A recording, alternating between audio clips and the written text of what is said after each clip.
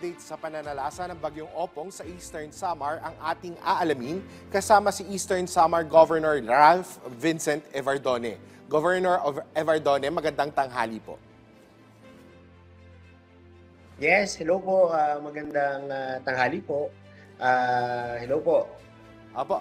Gov, ano po ang pinakahuling update sa Eastern Samar ngayon na sa red alert status na ang buong lalawigan? Yes po, ASEC Dale and Director Cheryl, hello po. So ngayon po, meron po tayong situational report, hawak ko po sa atin. Tumigil na po yung situation po ngayon, tumigil na po yung ulan, walang hindi mahangin, although makulimlim pa, yan na lang yung situation sa labas.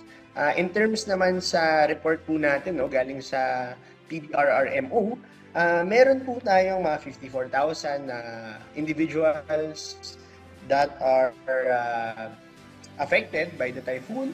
Tapos meron rin po tayong 8,500 po no, na mga evacuees. Yan po yung mga datos natin. At ang missing po natin na mga individuals na reported, 12. 12 po sila. Pero ang maganda po is nakabalik na yung pipito na nawawala po galing sa Giwan Eastern Samar. Ang hinahanap na lang po ngayon, ang lilima pa po galing po sa bayan ng Maydulong. Pero meron ng initial reports ngayon na na-contact daw po nila yung mga missing na fisher folk, no? Although kino-confirm pa po namin yung balita na to, so that pwede namin kausapin na yung family that they have been contacted, no? Although pa lang, balita pa lang po kasi. I'll have to confirm that po, sir. Gov, saang mga bayan at barangay po sa Eastern Samar unang naramdaman yung ulan at epekto ng Bagyong Opong? Actually, ang una pong nakaramdam talaga ng hangin at saka ulan, nung nagtatanong po ako sa mga leaders po natin sa kada munisipyo, ang Giwan po ang unang nakaramdam. Kahapon pa, kahit early pa lang in the morning, nagsisimula na daw po yung ulan at hangin. Lalo na sa mga isla po natin sa Gipan, sa Comonhon, Manicani and Tubabaw.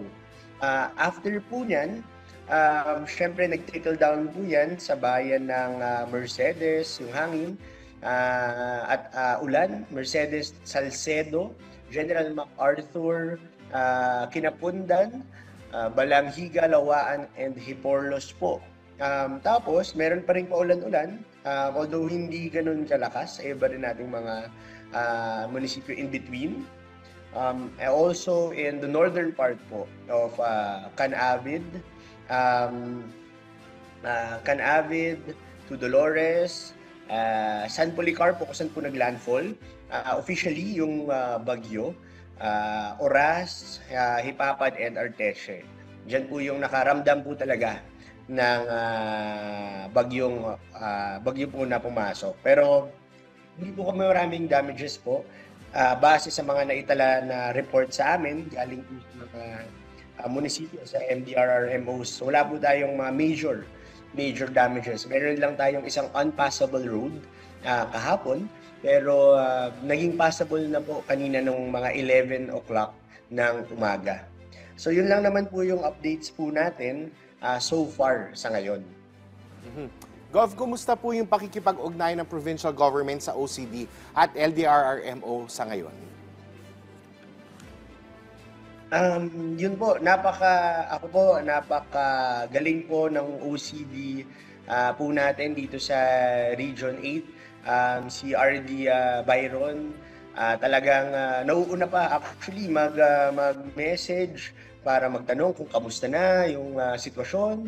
At madali lang po siyang makausap regarding po dun sa mga kailangan nating ma-rescue na mga kababayan. Actually, yung sa Maydulong, we are just waiting for a permit to fly according to RD kasi naka-request na daw po tayo ng aircraft.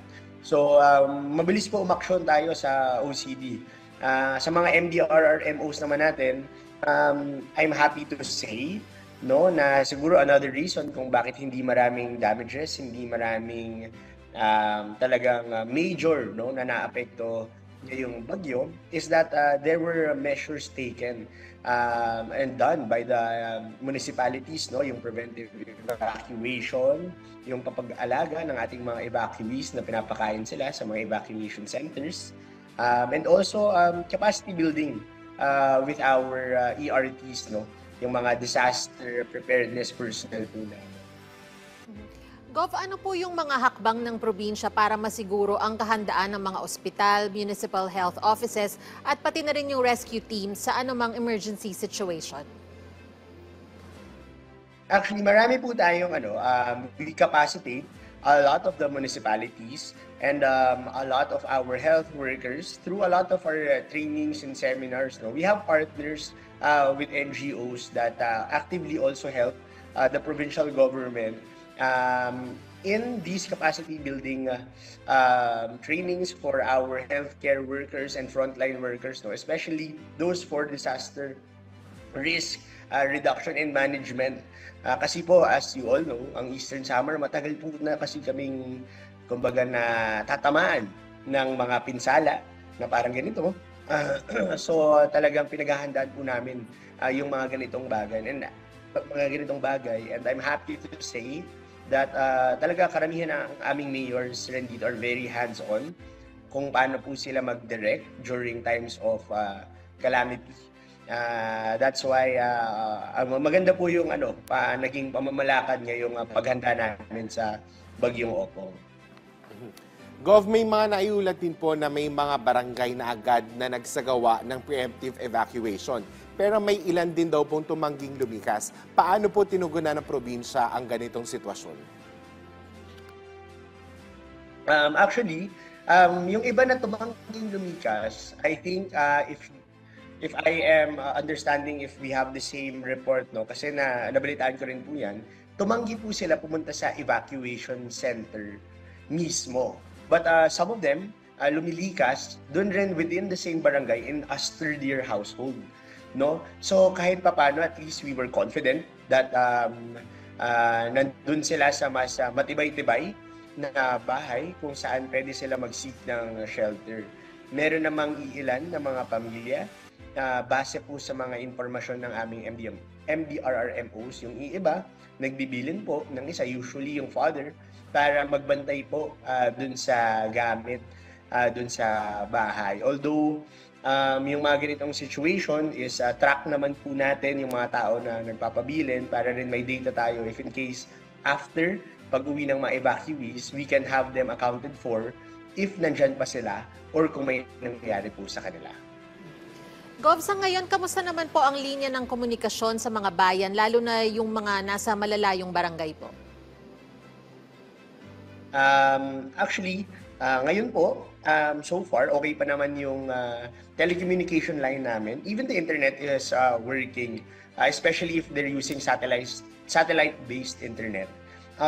Although during the typhoon, nagkaroon lang tayo ng mga pagkakataon kung saan nawala yung telecommunication lines natin, like Globe and Smart, in select municipalities, especially those na talagang natamaan ng bagyo. Parang ang bayan ng Oras, areas in Hipapat, Arteche, San Poli.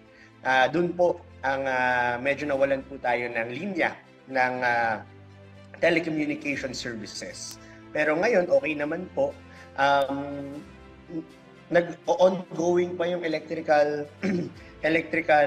check ng lines natin for the electricity naman na bumalik. Gov, siguro po mensahe o paalala nyo na lang sa pananalasa ng Bagyong Opong. Yes po.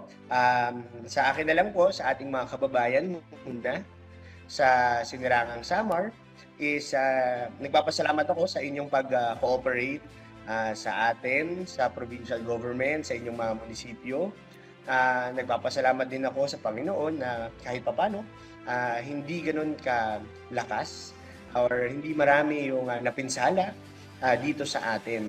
Ang atin na lang pinagdadasal po ngayon na sana naman yung mga iba pa pong dadaanan maging maayos po at maging maingat lang yung mga tao na hindi po sila sana nasama sa disaster na ito at matulungan silang makabangon agad.